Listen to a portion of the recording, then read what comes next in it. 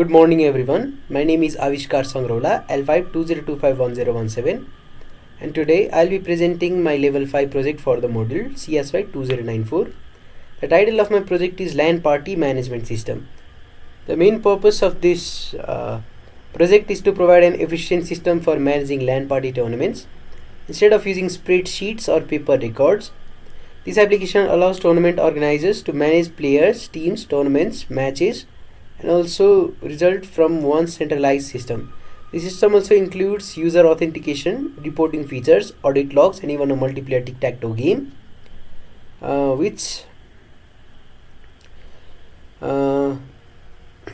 which demonstrates the SSDD concepts. I developed this project using Java as the programming language, JSwing for graphical user interface, MySQL as the database, and JDBC for the connection. Today I'll explain the problem the system solves, demonstrate the application's features, describe the software architecture, explain the database design, discuss the OOP concepts, talk about the challenges I faced during development, and finally conclude with future improvements. Before demonstrating the application, I'd like to explain why this system is needed. LAN party usually involve many participants, so that organizers have to register players, create teams, schedule matches, and record winners to maintain the tournament information. But when this information is handled manually, mistakes can easily happen, such as duplicate registration, incorrect matchmaking, and also lost records. The aim of this project is to digitize those activities by providing an easy to use desktop application that stores all the information securely in relational database. So first we'll be starting this project. So all the schemas and all the related files and all the SQL files are that are to be committed are already in the readme.md file.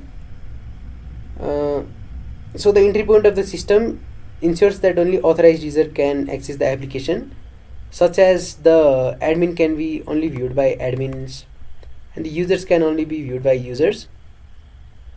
So I'll be logging in using the existing user. Login is successful.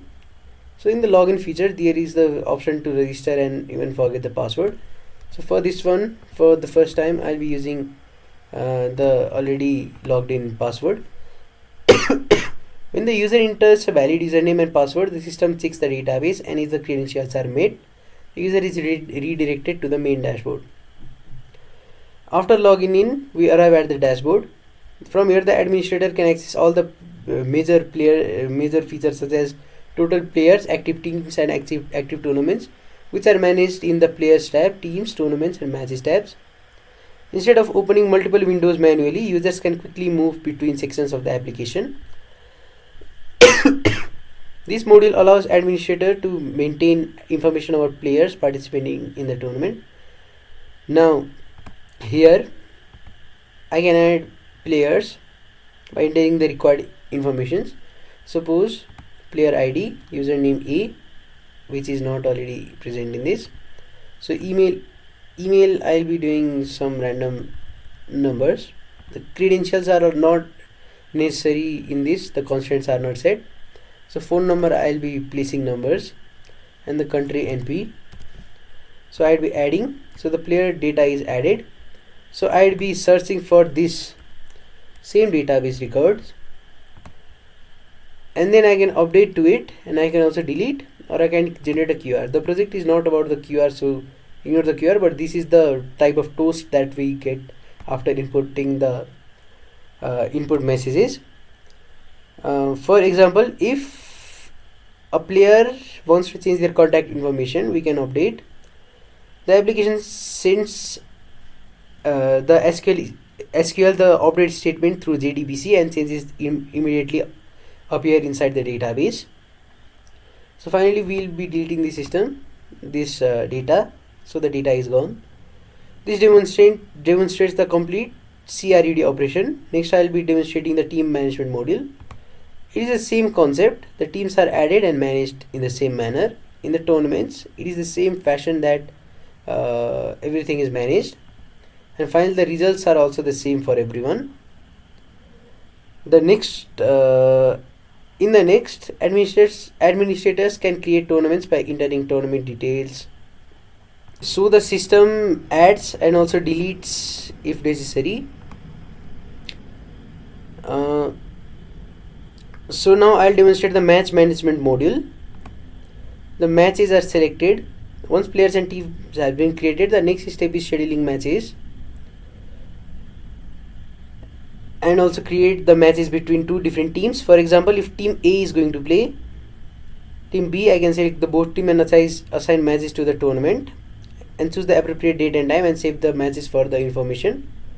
When I click the add button, the application validates the information and stores it in the MySQL database. Having a dedicated match management system makes it easier for organizers because they can clearly see all scheduled matches. Now I'll move to the results. For the results, I'll be selecting the match ID and I'll be inputting the score, and I also mark A, which is the player name, as MVP, and I can also upload the screenshot which opens to the file, which can be easily accessed through the QR method, but the QR method is currently not featured in our project. This is not the main feature of our project, so it is skipped and put in the report for the extra system. So I'll be adding, so the result is added and which will be appended in the other further brackets and statistics. So this module is responsible for recording output of complete matches. After the match is finishes, the administrators can select the match and enter the result. For example, if team A wins against team B, I simply choose the winner and save the result.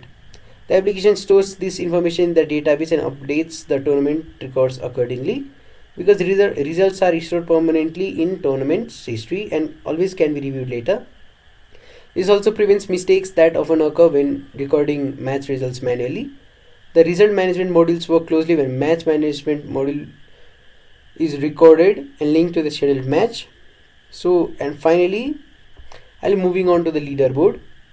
So leaderboard is also the same. The players are inputted, which is currently being managed in the database, and the teams are selected, which is also currently being managed from the database.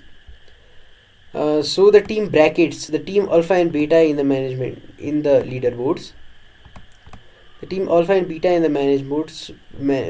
management boards are currently featured in the achievements, in which the team 1 is relevantly greater than T2, and the match played, wins and MVPs and win rate are currently of my database user, which I can log out and log in through the system. So finally, a leaderboard. Then we can go to the chat, which is a chat place, which I can completely chat and send messages, and the people in the same LAN can message in the same IP. The feature is completely usable. And also finally, the achievements. If I win 10 matches, I'll be getting the top scorer achievement, best captain, which I need to win 5 games. So these are the achievements that are present currently in my system. Also the team bracket, team alpha and beta, and the next one is to be decided, which will always be appended in these sides of the system. So for this stream, there is the embedded feature of Twitch or YouTube or local system. So when I click this button, it will redirect me to the YouTube page or the local stream or Twitch page. Full screen and play buttons are also currently working. So also for the audit log, the new user registered and new user logged in and logged out. All of the logs are present and stored in audit log.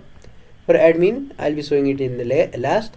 The CSV files can be exported in the local files if I press these buttons. And finally, the active games. I'll be showing you the active game of the tic-tac-toe at last.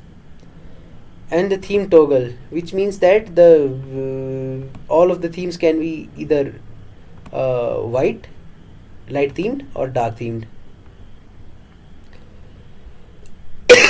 So this is all about my project. I'll be logging in admin, which was the thing that I didn't do in the right one. So in the admin page, the access is currently been given. So the database can be backed up for chat. This is the chat history feature, in which the database can be backed up, restored, and the chat history can be cleared as well. So suppose the chat has these texts written, so admin can clear the chat history so that the chat is already gone.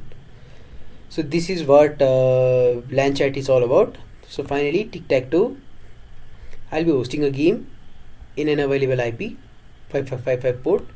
Survey is started. So I'll be creating a new instance. I'll be creating the new instance for this same project. So the new instance is created. So I'll log in it as Y. So the login is successful. I'll go to the tic-tac. I'll join the game, port 555, localhost, connect. So the player is O. So now moving it consecutively. Game started, you are X. So the X is marked and the X is checked here. So I'll play a game of tic-tac-toe with myself. So yeah, the players are recorded. The players are also recorded in the database, which clearly shows that X and Y are already recorded, which shows that there is the chance of database being actually managed in the system. So finally, this is all about my project. This project was developed using OOP, which helped me organize the application into separate classes with clear responsibilities. The first concept was encapsulation. I used classes such as player, teams, tournament, and match to contain private variables and public getter and setter functions. Instead, they must use method provided by the class. The abstraction and inheritance and also polymorphism features are all getting used. SQL exceptions are also being handled, and the Java exception handlings are also getting used. I also implemented the input validation and output validation in this project. So the service layer also helps maintain the accurate and consistent data inside the database. During the development, I performed extensive testing on the application. I tested adding players, updating, deleting, creating, scheduling, recording and login authentication, and also database connectivity. And the challenges I faced are the biggest challenge was connecting the Java application to the database and implementing the MVC feature, debugging networking issues. Despite these challenges, solving them greatly improved my understanding of Java programming. If I'd continued developing this project, I'd add role-based access control for the administrators and staff, online tournament registration, email notifications, automatic tournament bracket generation, statistics and analytics dashboards, report generation in PDF format, cloud database, and mobile application integration and enhanced UI design. To conclude, my LAN party management system successfully demonstrates the development of desktop application using Java, JSwing, MySQL, and JDBC. The system allows administrators to manage players, teams, tournaments, matches, and results efficiently while storing all records securely in a relational database. The project also demonstrates important software engineering concepts such as MVC architecture and DAO pattern, object-oriented programming, exception handling, validation, and network programming. Developing this project significantly improved my practical skills in it improved my skill in Java programming, database design, software architecture, and problem solving. Overall, I believe this project meets the objective of assignment and provides a strong foundation for further development. Thank you for listening. I will now be happy to answer if any questions are raised. Thank you for listening to my presentation.